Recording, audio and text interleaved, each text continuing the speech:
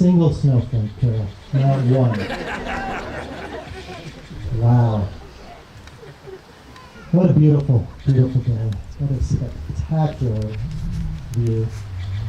And what a special, special event we are participating in today. And I know I wanted to start, Bonnie and Micah and their families are so appreciative of the effort that each and every one of you made to be a part of this. From however far you travel, or whatever means, this would not be the same if you were not here. And with sincere gratitude, thank you. Thank you all. Next, I'd like to get rid of the pre-marriage wager issues that I know are going on.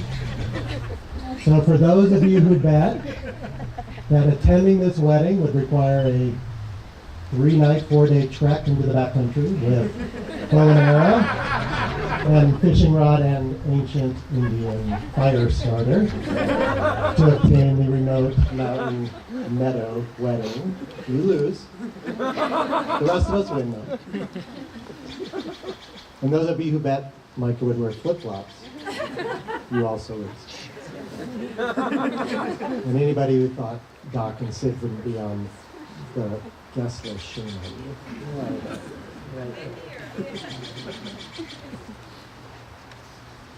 For those of you who don't know who I am, let me introduce myself. My name is Rob Carson, and I am the founding president of the John and Carol Shanser fan club, which I started 35 years ago, I think, and I'm one of the few people here with the distinct honor of having attended Micah's bris 30 years ago.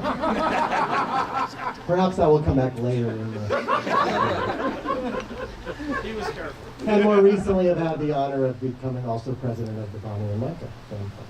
And I've been so honored to have these young people in my life who I love dearly and become so important to me. And to have them ask me to do this is such a gift, and I'm so appreciative. And for those of you out there wondering, under what authority does this Rob Carson have to marry Bonnie and Micah? And I would say the same. I have no idea. Actually, have no fear, because some 3 months ago, we sat around a dining room table and we sought guidance from the great Google, and 3 or 4 minutes later, I was officially ordained as a minister in the American marriage ministry. So this is legal and binding.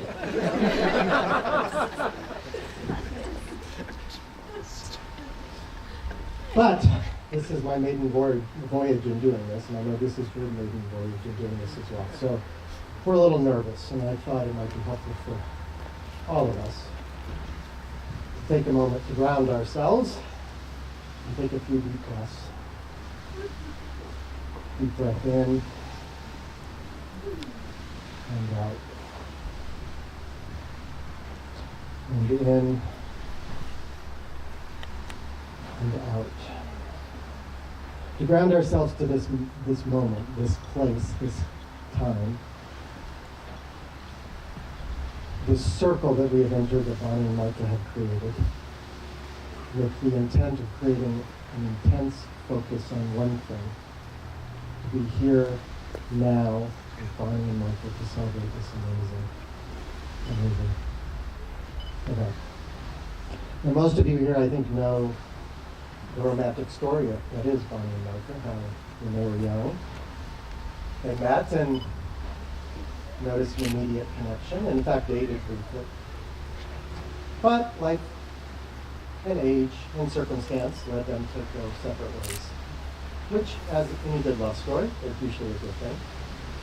They had an opportunity to have their own adventures and explorations and failures and successes, so that 8 years ago, when magically their lives recrossed, they had the maturity to recognize that indeed they were meant for each other, that they shared similar passions for nature and being outdoors, passion for solitude, but also passion for being together, passion for making a difference in the lives of young, troubled people, passion for laughing and crying together, I haven't decided if their passion is for bourbon, gin, or vodka, but we'll decide. But now, today, with that maturity and with a lot of time between them, they decided to make this public announcement that they are ready before you as witness become man and wife. On your 8th. Is it today? Close. So you may recognize we were standing almost under a structure. And this structure, or trellis, in the Jewish tradition is called a chuppah. And a chuppah is meant to represent the new home that Bonnie and Micah first started. And there's a few things I'd like to point out about this chuppah. The first of which is that it has 4 sides, none of which have a door. And the purpose of this is so that you, the loved ones of Bonnie and Micah, know that irregardless of from what direction you are coming, there's always an open door to come to participate in the home that is Micah and Bonnie.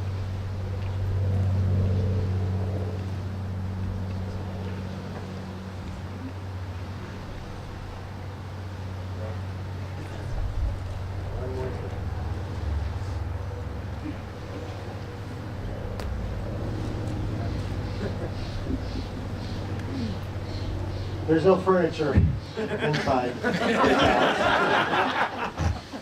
There is no chair, no table, no kitchen sink. There's Bonnie and Micah, and someone who loved Bonnie and Micah very much. And I think the point of that, obviously, is that homes are not made of possessions, they're made of relationships. The other significance of a chuppah is that it is a tradition of connection between generations. Generations of the past, the present, and the future. And so, mixed into the structure that is this chuppah, Bonnie and Mike have selected some items for connection with some people that were not able to be with us today. Micah's grandfather, Bernie's, this is his tefillin, which is something you wear for daily prayers. This shawl, Micah's armored Abby's shawl. And this brass compass for the walk on his father Brian when he used it his time serving on the Forest Service. Also in Bonnie's bouquet, her grandmother who was too ill to be with us today. One of a very special dragonfly caterpillar.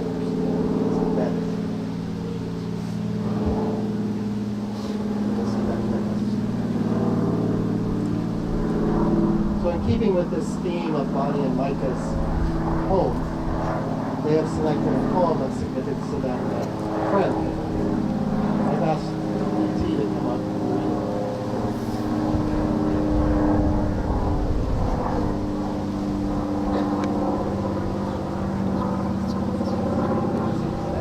Can everyone hear me if I speak like this? Yes. Back? Great.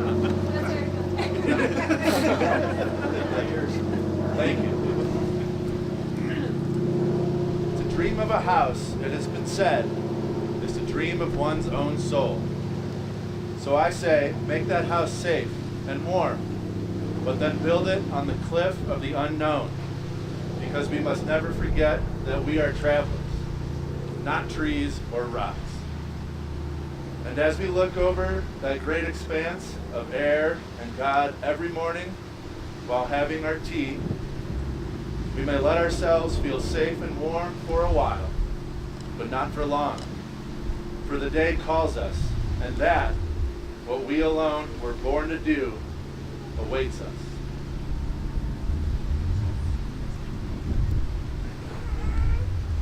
Now I'd like to ask Anna and JP to come up. I believe hopefully you have the rings.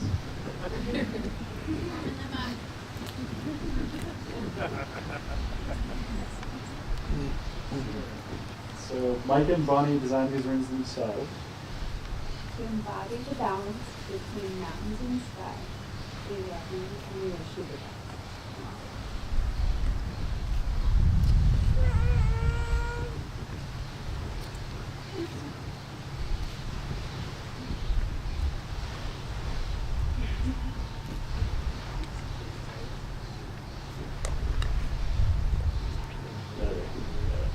From the moment our paths crossed, you surprised me, distracted me, captivated me, and challenged me in a way that no other human being has.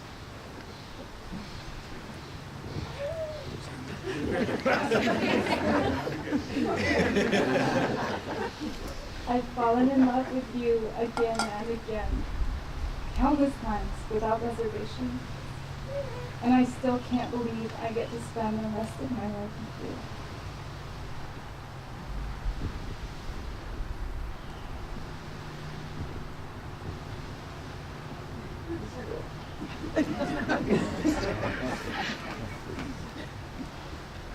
I vow to help you love life, to always hold you with tenderness, and to have patience, and the patience that love demands, to speak when words are needed, and to share the silence when they are not, and to live in the warmth of your heart, and always call it home.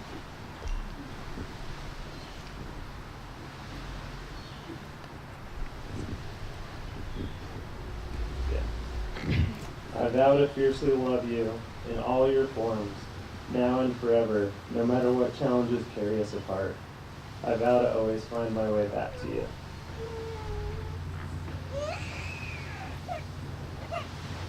I also vow to help you love life, to always hold you with tenderness, and to have the patience that love demands, to speak when words are needed, and to share the silence when they're not.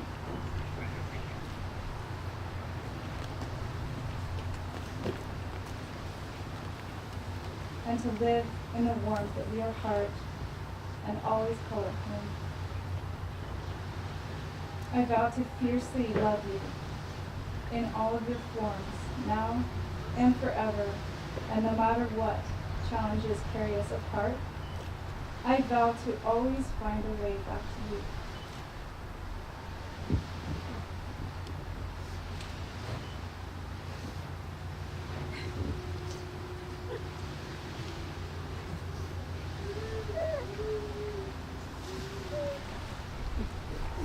Take this ring as a representation of our vows from this day forward. I will.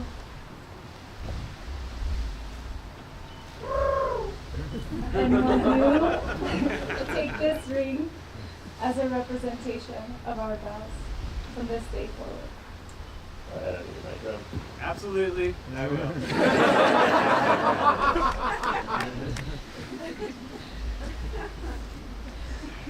Now, in a traditional, maybe in a movie wedding, I ask if there's anybody here who has any reasons or not thinks that two should be married, but I will not ask that, and rather, I'd like everybody to have the opportunity to express their support, to always be there for Mike and Bonnie as part of this home, whenever we are needed, whenever they call or when they don't call. And I'd like you to do that by whooping and yelling, I do.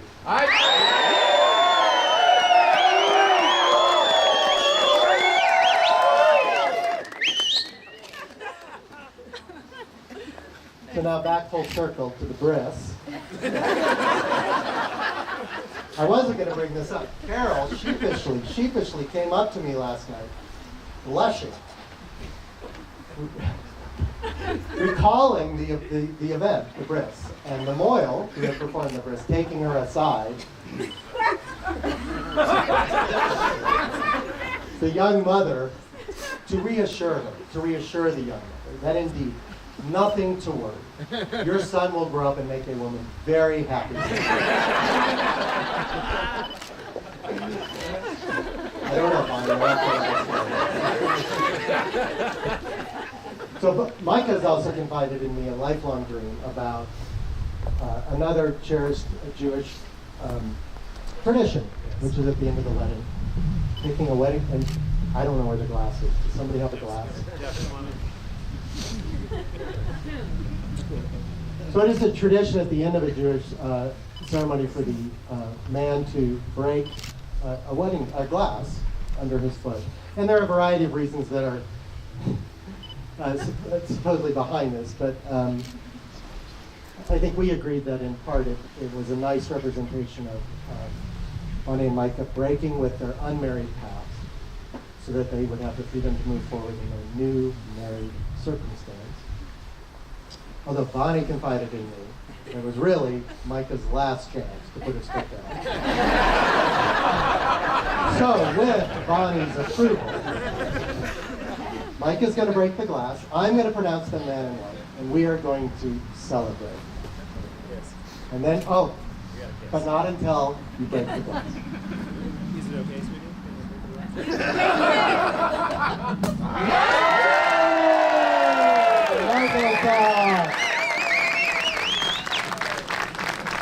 I now pronounce you man and wife.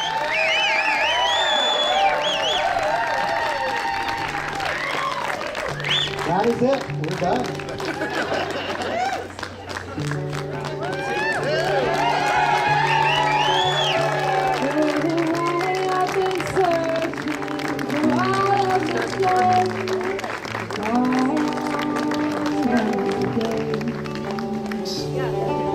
Many a road you know, I've been walking on all over the and I've been trying to find I wish I brought yours. what's best in